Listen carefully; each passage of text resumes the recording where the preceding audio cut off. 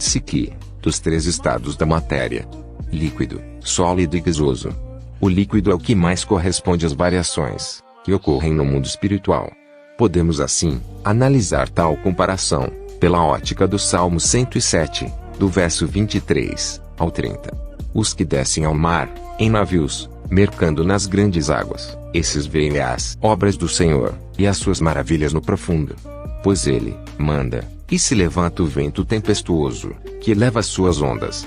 Sobem aos céus, descem aos abismos, e a sua alma se derrete, em angústias. Andam, e cambaleiam como ébrios, e esvai-se-lhes toda a sua sabedoria. Faz cessar a tormenta, e acalmam-se as ondas. Então, se alegram com a bonança, e ele, assim os leva ao porto desejado. A partir dessa passagem bíblica, entende-se que, cada pessoa, no decurso dessa transição, podem ser surpreendidas em quaisquer das etapas do percurso, na qual há momentos de paz, de tranquilidade e de sossego, comparado a um mar tranquilo e sereno, como também podem ocorrer períodos de mar revolto, de tempestades e de inquietações, que seriam as dificuldades, em questões da própria vida. Portanto, para suportar todos os percalços, as dificuldades que poderão aparecer durante esse percurso, se faz necessário ter uma embarcação bem estruturada, a qual aguentará com mais firmeza os períodos de mar revolto. Do que se trata essa estruturação? Vamos analisar que vários textos bíblicos fazem referência às condições do comportamento das águas.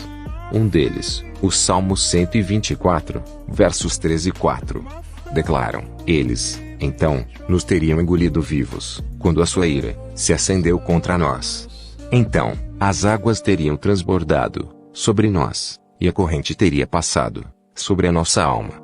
Percebe-se que a Bíblia faz várias referências às palavras rio, correntes e águas, trazendo um sentido figurado de tranquilidade, de paz, de serenidade, ou de agitação e de perturbação.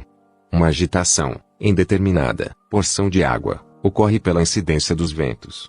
Espiritualmente falando, na Bíblia, a palavra vento origina-se do hebraico ruá, o qual significa sopro, vento ou espírito, derivando-se da mesma palavra, descrita no texto de Gênesis 2, 7. E formou o Senhor Deus, o homem do pó da terra, e soprou em suas narinas o fôlego da vida, e o homem foi feito alma vivente. A palavra ruá também é encontrada no Salmo 104, verso 4. Faz dos ventos seus mensageiros, e dos seus ministros um fogo abrasador. O Salmo 39, no verso 5, declara: eis que fizeste os meus dias como a palmos, o tempo da minha vida é como nada diante de ti. Na verdade, todo homem, por mais firme que esteja, é totalmente vaidade.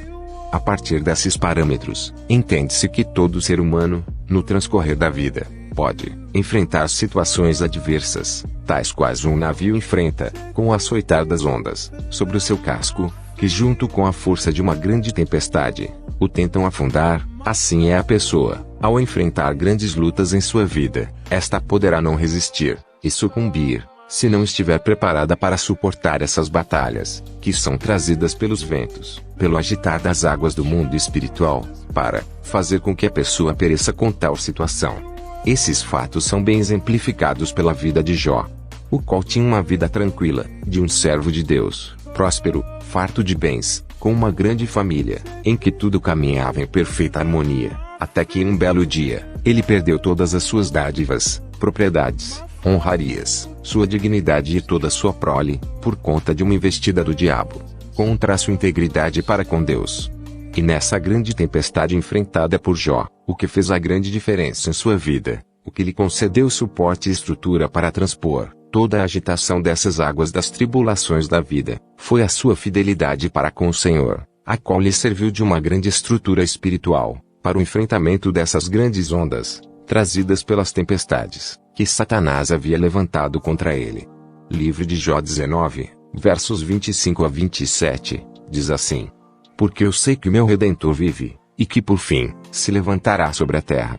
E depois de consumida a minha pele, ainda em minha carne verei a Deus. Vê-lo-ei por mim mesmo, e os meus olhos, e não outros, o verão, e por isso, o meu coração se consome dentro de mim. Em meio a dor e sofrimento, Jó ainda teve condições emocionais, para ressaltar a sua fé na pessoa do Deus que ele servia. Estrutura espiritual não se adquire do dia para a noite, não se consegue de qualquer maneira, de uma hora para outra.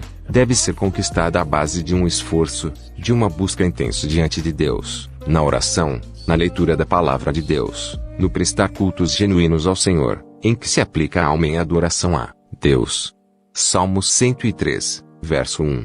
Bendize, ó minha alma, ao Senhor, e tudo o que há em mim, bendiga ao seu santo nome. Todas as pessoas possuem uma determinada estrutura, de acordo com a sua própria personalidade, porém se faz necessário buscar uma estrutura espiritual ainda maior, daquela que já possui, ou seja, desejar possuir mais autoridade no mundo espiritual, para vencer as demandas e as batalhas que, porventura, se levantarem. Pense assim: quanto maior a embarcação, maior sua capacidade de transpor as águas, quer sejam calmas, quer estejam revoltas. Uma embarcação pequena, preparada para transpor rios, não suportará o levantar das ondas do mar, bem como uma embarcação, feita para ficar próxima do litoral, não terá o devido suporte para atravessar uma grande extensão marítima, de um continente para o outro. Por isso que o Senhor Deus permite o agitar das águas, e o enfrentamento dessas ondas, para poder trabalhar em cada pessoa o exercício da fé, fazendo com que cada uma melhore sua estrutura espiritual, por meio de uma busca mais intensa, ao melhor construtor de embarcações, o próprio Deus. Salmo 84, 5 e 6. Diz assim: Bem-aventurado o homem, cuja força está em ti, em cujo coração estão os caminhos aplanados, o qual, passando pelo vale de Baca, faz dele um manancial, as chuvas também enchem os tanques. Aquilo que o Senhor tiver preparado e prometido para alguém, ele somente poderá conduzir e cumprir tal promessa, nessa jornada da vida dessa pessoa, a partir do momento em que estruturá-la para alcançar essa vitória, a base do leme de navegação, chamado fé, que é a maior estrutura para perseverar em servir a Deus. Foi assim na vida de José, Davi, Elias e muitos outros. Para tanto, Deus permite as tempestades, o agitar das águas e o levantar das ondas, para fazer com que essa pessoa jogue suas cargas para fora da sua embarcação. Jonas 1. Verso 5.